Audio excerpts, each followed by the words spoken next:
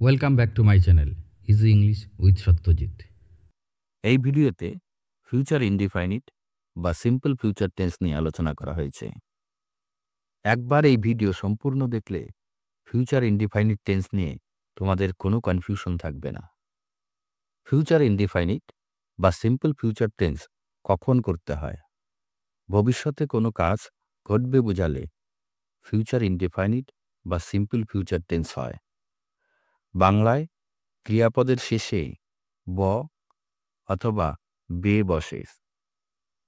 Simple future টেন্সে ইংরেজি sentence গঠন করতে হলে প্রথমে সাবজেক্ট বসাবে, এরপর শেল অথবা উইল বসাবে, এরপর ভার্বের বেস ফর্ম অর্থাৎ ১ নম্বর ফর্ম বসাবে। সাধারণত ফার্স্ট পার্সনের পর শেল এবং সেকেন্ড ও থার্ড পার্সনের পর উইল বসে, কিন্তু জোর দিয়ে বলার ক্ষেত্রে যেখানে শেল বসার কথা সেখানে উইল বসে এবং যেখানে উইল বসার কথা সেখানে শেল বসে। এবারে এক্সাম্পলের সাহায্যে ফিউচার ইনডিফাইনিট বা সিম্পল ফিউচার টেন্স বোঝার চেষ্টা করো। আমি বিদ্যালয়ে যাব, I shall go to school. এখানে আই ফার্স্ট পার্সন, সে কারণে অক্সিলারি শ্যাল বসানো হয়েছে।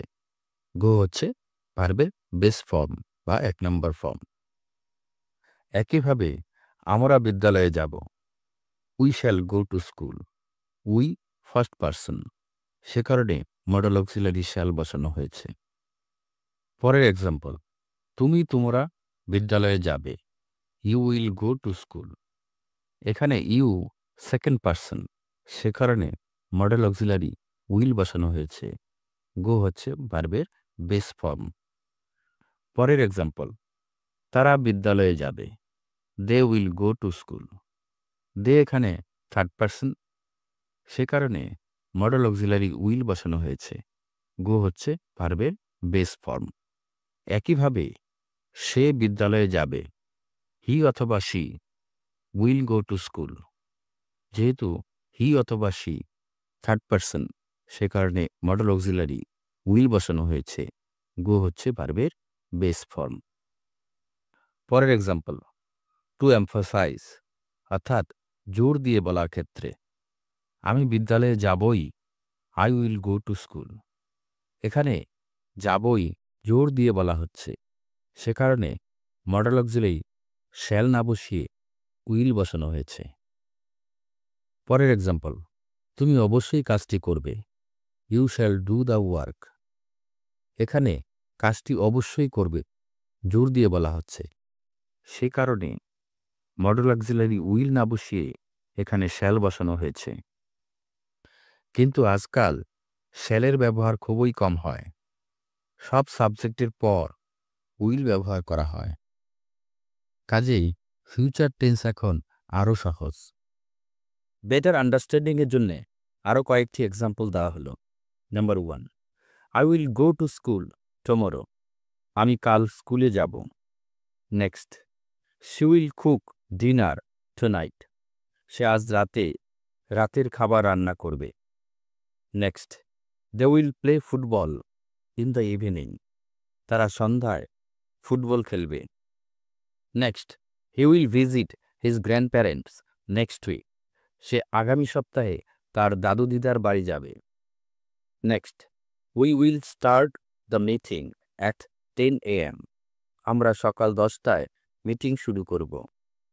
Next, you will achieve your goals. তুমি তোমার লক্ষ্যে পৌঁছবে। Next, it will rain in the afternoon. বিকেলে বৃষ্টি হবে। Next, the train will arrive at 6 PM। Train সন্ধ্যা 6টায় আসবে। Next, she will study hard for the exam. সে পরীক্ষার জন্য কঠোর পরিশ্রম করবে। Next, I will call you later. আমি তোমাকে পরে ফোন করব। এবারে ফিউচার ইনডিফাইনিট বা সিম্পল ফিউচার টেন্সে কি করে অ্যাফার্মেটিভ, ইন্টারোগেটিভ এবং নেগেটিভ সেন্টেন্স তৈরি করবে তা বোঝার চেষ্টা করো। অ্যাফার্মেটিভ সেন্টেন্স গঠন করতে হলে প্রথমে সাবজেক্ট, এরপর শেল অথবা উইল, এরপর মেইন ভার্বের বেস ফর্ম বসাতে হবে।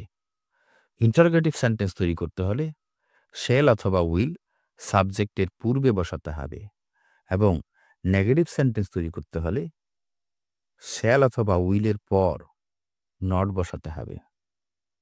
এবারে প্লে ভার্ব দিয়ে বিভিন্ন সাবজেক্ট অনুযায়ী অ্যাফার্মেটিভ, ইন্টারোগেটিভ এবং নেগেটিভ সেন্টেন্সের উদাহরণ দেওয়া হলো। I shall play, shall I play, I shall not play. We shall play, shall we play, we shall not play. You will play, will you play, you will not play. They will play, will they play, they will not play. He will play, will he play, he will not play. She will play, will she play, she will not play. Thank you for watching my video.